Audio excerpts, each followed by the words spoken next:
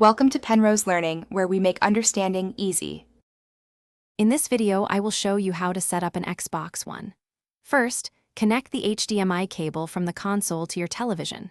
Next, plug the power cord into the back of your Xbox One and then into a wall outlet.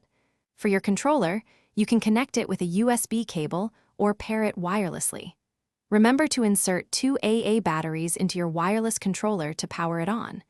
This gets your console ready for its first boot up. Once your Xbox One powers on, you'll need to connect to the internet.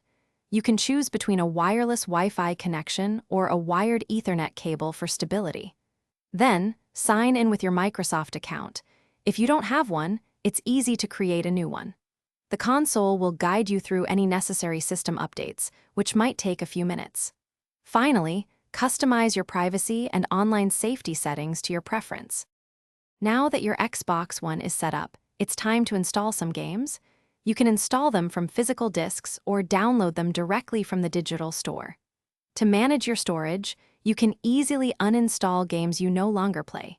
If you need more space, consider connecting an external hard drive.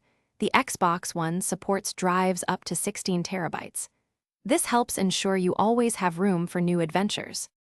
Finally, personalize your Xbox One experience. You can customize your dashboard with different themes and background images to make it uniquely yours.